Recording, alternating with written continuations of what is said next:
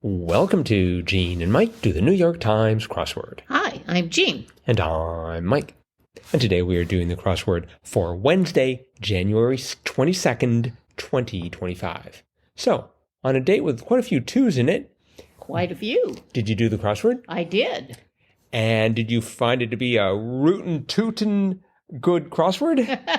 Well, it's interesting you mentioned two because that was an integral part of the theme. Two. It was. Must have been my subconscious there trying to sort of work it casually into the conversation. Notice how suavely I did that. Oh, yes. Yes.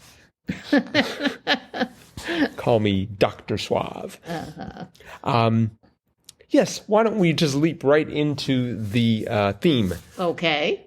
Well, this was a theme that kind of had layers to it, I decided, because we had as the theme clues common phrases, but with varying letters. Each one of the answers had a word in it that had a double letter. But the wrong letter had to be used in order to answer the clue. So, for example, 20 across was a J. Gatsby to Nick Carraway. And the answer to that was Playboy Buddy. Of course, the common phrase is Playboy Bunny, but for this it was Playboy Buddy. And then the next one was 31 across, and that was Mare, spelled M-A-R-E, Hare, spelled H-A-R-E, Pear. Mare, hare, pear. And the answer to that was horse and bunny. Not horse and buggy, but horse and bunny, with the N's replacing the G's. And then finally, the last one was 38 across, horse-drawn party vehicle. And the answer to that was drinking buggy, spelled with the two G's replacing what usually would be the two D's in drinking buddy, which is the common phrase, but drinking buggy. And the thing that kind of drew it all together, the clue that drew it all together was 51 across, tennis format, or a description of some of the letters in the themed clues, and that was mixed doubles. So they essentially mixed up the doubles in the answers there, and so that they would actually answer the clues. The G's from horse and buggy went down to drinking buggy. The N's from Playboy Bunny went down to horse and bunny. No, horse and buggy. Buggy. Oh, yeah, but right. And the N's from horse and bunny came from the Playboy Bunny, which had D's from the drinking buddy. So they just essentially interchanged their double letters. Right. So mixed doubles. Yeah, I was trying to visualize this, and I was thinking of it sort of as a rotation, because the ones at the top, the Playboy Buddy, those D's went into the bottom clue, which was drinking buggy, but it became buddy. So the D's sort of rotated to the bottom. And the G's of drinking buggy went up to the clue in the middle. Instead of horse and bunny, it should have been horse and buggy. Right. And then those N's went into Playboy Bunny. Right. So it's sort of like a rotation, but I guess rotated doubles made no sense. No, but mixed doubles definitely did. Yes. So anyway. And now I'm suffering from a bit of vertigo. I know. Like I said, there's sort of layers to this that make it rather complex. So, And this was a debut by Landon Horton. Wow, that's pretty good for a debut. Yes. Nice job, Landon. Indeed.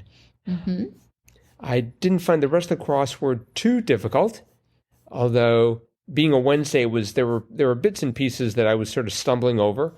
Like, first of all, my arch nemesis, the Spanish language. 17 across, it follows ka in the Spanish alphabet, L. Is that how it's pronounced? Could you say that one more time?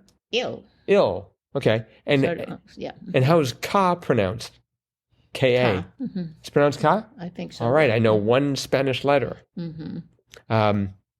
And let's... Eel, maybe eel. But anyway, it doesn't really make that much difference. Not when you write it down in a grid. No, I guess not. Yeah. 3 down, get a party going. I thought it would, for some reason, I had it starting off with BR, and I had bring the ice. Oh. Because I had it ending with the ice, and I thought, well, someone's got to bring the ice. Well, otherwise, it won't be a party. Might not actually get the party going, but if you break the ice, that certainly would. Yes, it was indeed break. Yes. Let's see, 35 across Spain and Portugal are Iberia. That is correct. I was thinking, you take Iberia, which is a relatively warm area, and you put an S in front, and then you get Siberia. Well, I never actually thought of that, but that's true. Nope.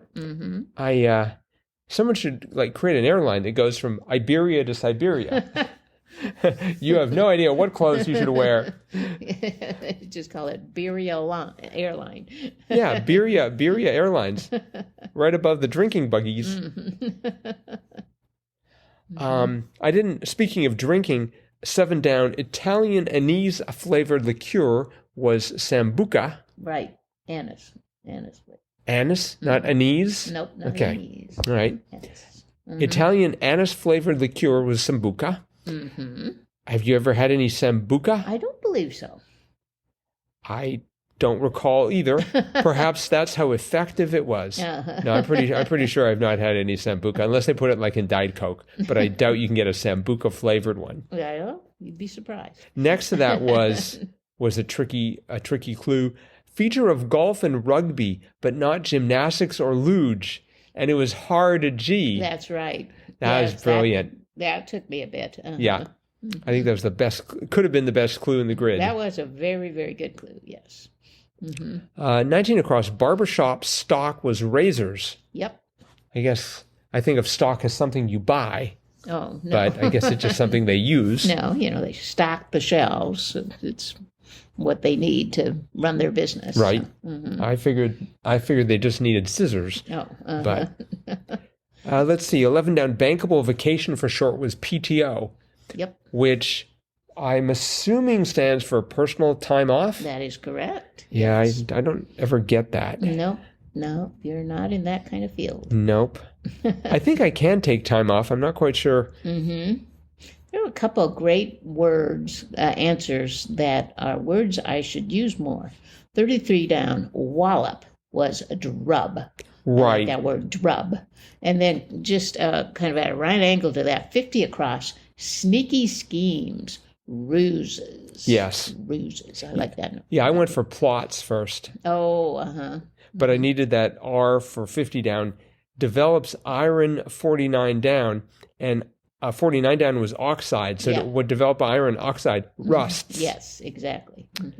And actually next to, or pretty close to drub, we had 30 down, eats that pair well with beer, pub grub. Yes. Which is just fun to say. Pub grub, pub grub, pub grub. Yep. I could say that all day long. You should go to a pub and order some pub grub. I'd like some pub grub, please. Probably give me a long look. 45 down. Humor's nickname for the largest player on your baseball team, Pee-wee. Pee-wee. I'd like to point out that that's maybe humorous for some of the people on the baseball team. Pee-wee is probably sick and tired of being called Pee-wee, and he has a bat and knows how to do it. He is the largest player, so stand back. Well, there was a very famous baseball player called Pee-wee Reese. Really? And did he used to hit people who called him that? Well, but he wasn't little, as I recall. Well, no, he wasn't big. He was little. That's why they called him Pee-wee.